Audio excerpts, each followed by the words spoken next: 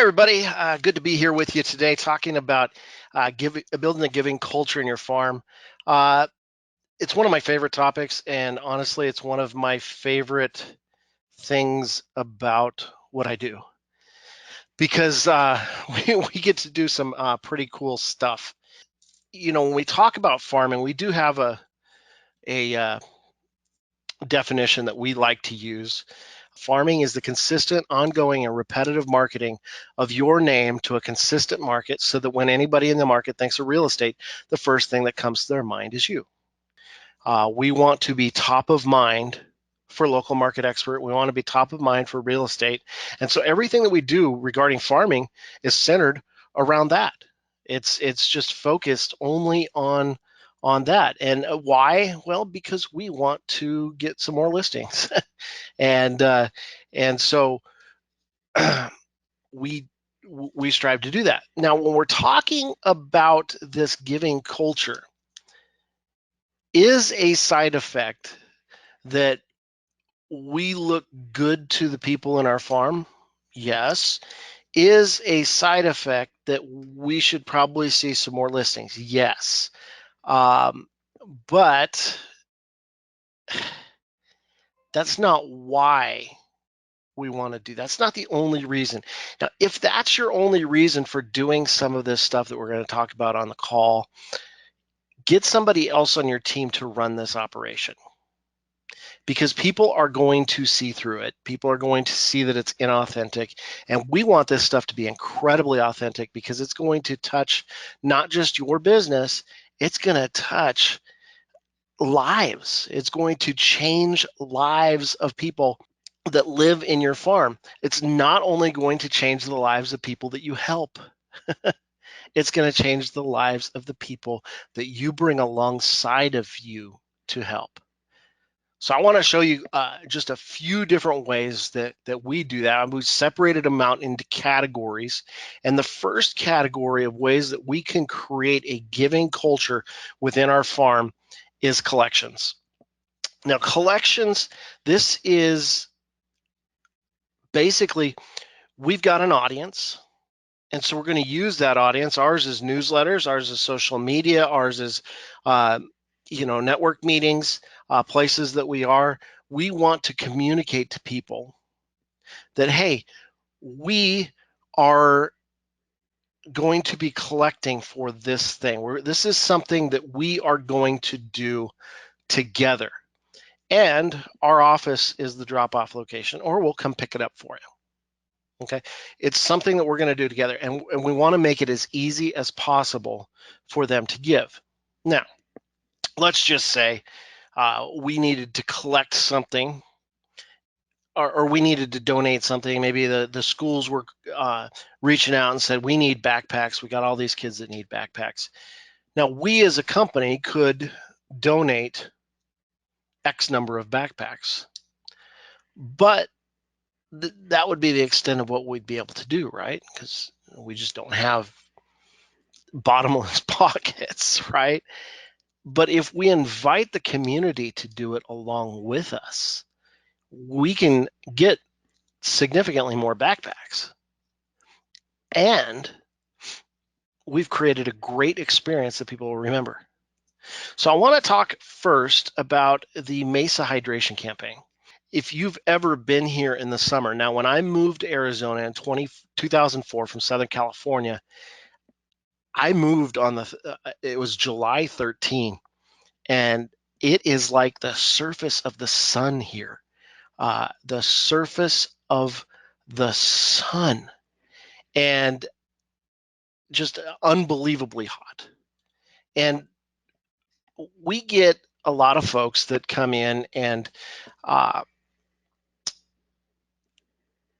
they're homeless folks in the Midwest. They get through that winter, and I got to get out of here. They come down here and winter in Arizona, but they don't have the funds to get out of here when things change, right?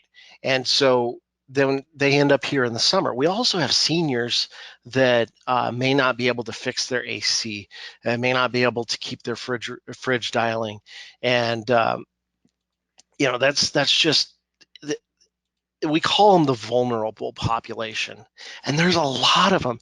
So 16 years ago, I think 16 years ago, we had a really tough year, and it was like an epidemic where people were dying because they didn't have water. They didn't have, they were dying of dehydration. They were dying of heat. And it was horrible, seniors and homeless folks. And so a bunch of organizations got together and said, we got to do something about this. So they created the Mesa Hydration Campaign.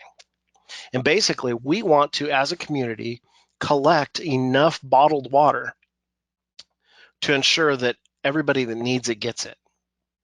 Now, Mesa, it's a pretty big city. It's number 37, I think, in the country. So Mesa is bigger than Atlanta, St. Louis, Miami, cities like that. It just happens to be a suburb of Phoenix, so people don't realize it's as large as it is. So we actually need over 500,000 water bottles to meet that need. And so a bunch of businesses got together and said, well, let's do this together. And so we have the Mesa Hydration Campaign. It's coordinated by the city. We get a lot of media for it, and we are one of the drop-off locations. So our office is one of the drop-off locations that people can donate water. And then once they donate it here, then we schedule a pickup, or we go and deliver it over to United Food Bank. And they get it out to all of the homeless shelters, all of the places, anywhere that somebody is going to engage with the people that need it to get them water. And so we put out this notice, and we do this Mesa Hydration Campaign from June until September every year. And it is awesome.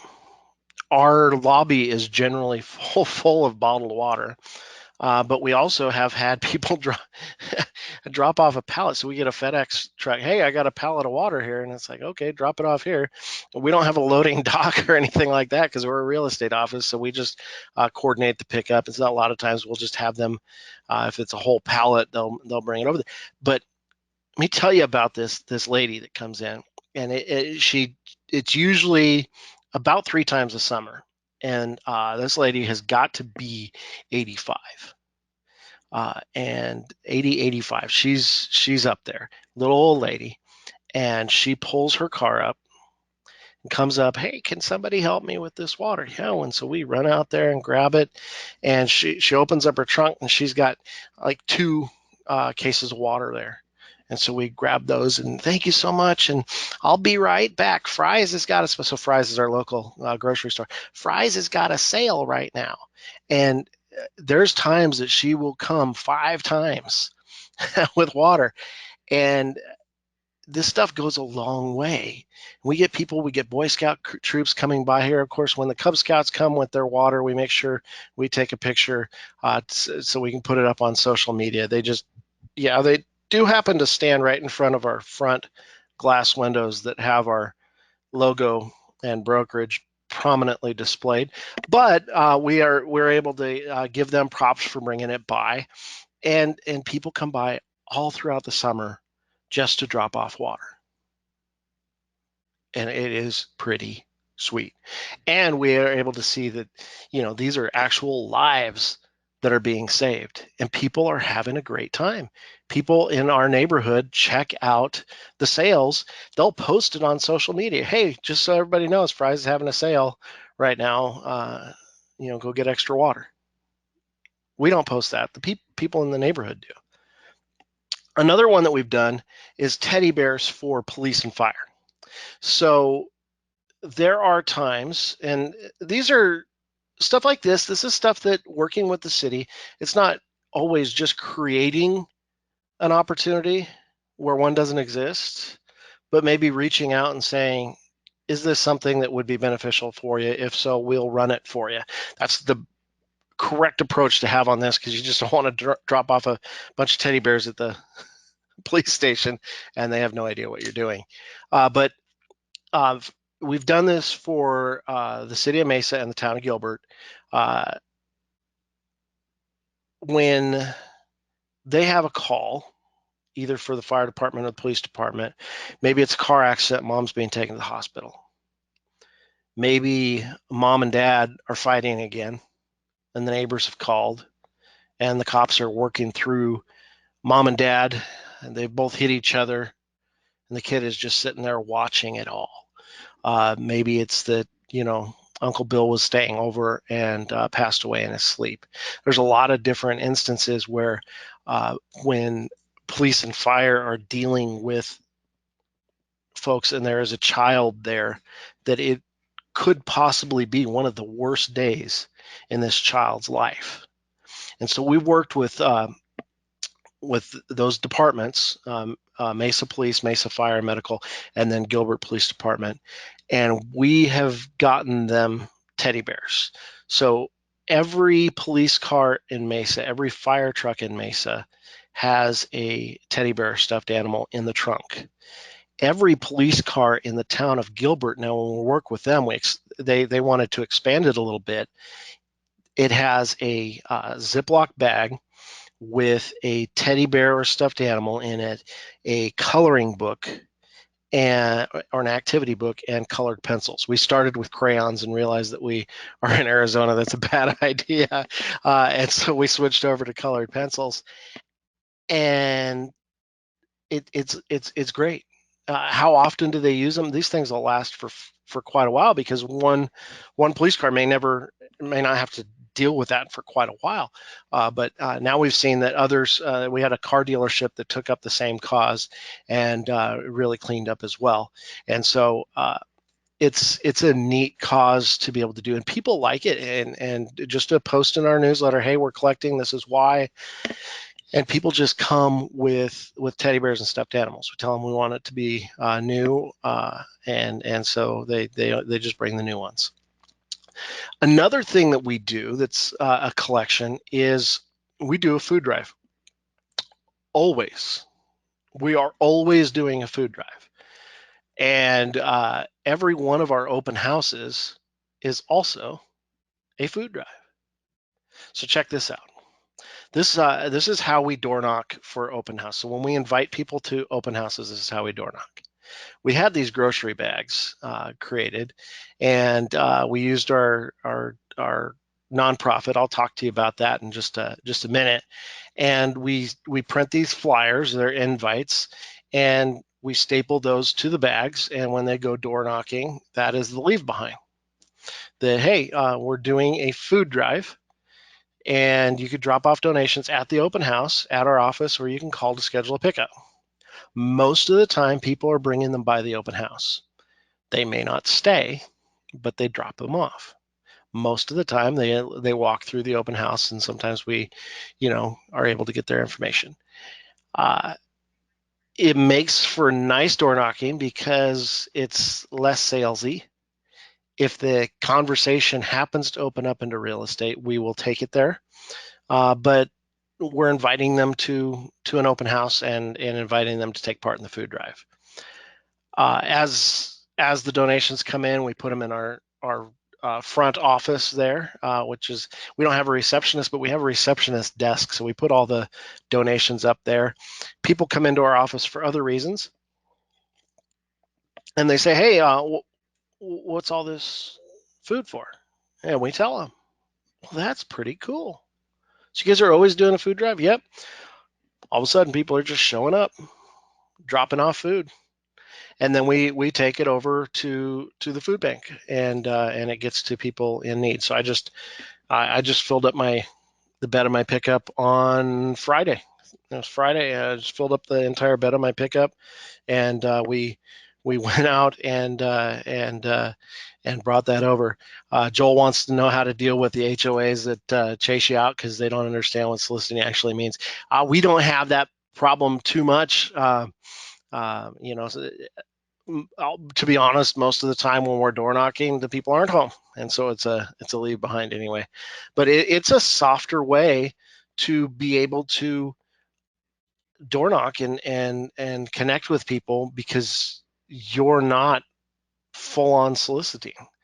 Yeah, you're inviting the neighborhood to take part in a food drive. So these are different ways that the people are able to just take part in something that you're doing, and they feel good. you're allowing people to feel good. And what happens is when people have the opportunity to give back, and they have that opportunity and they do it, it makes them hungry for more of those opportunities. And there's times that we will see the same people on different drives, and they're trying to get the word out for us. People are asking, how do you get those shopping bags and have them printed? We use Uline. It's ULINE.com. And you can do custom bags. These are called craft marked bags, and it does take a little while. It's like a 3-week, 4-week turnaround, but we do get them in large quantities, and we have a spot in our office where people can get those and do that. And a guy was asking, do you have a separate flyer to let them know what this is? This is the flyer that we staple to the bag. And so we do that. We do have real estate conversations when they're out there, but we let the people generally start those because we don't want to come to their door and say food drive and dive into a aggressive pitch. But they do see that we're real estate, and so we can, a lot of times they'll drive the conversation in that direction. Now, our agents will door knock for other reasons. They'll circle prospect for other reasons. But when they're coming with the food drive flyer, we tell them, hey, let's not be too aggressive there at the doors. And we don't want everybody to be incredibly aggressive at the doors anyway in our farms. The website again for those bags, and there's a lot of suppliers out there. This is just the one that we use. It's ULINE.com,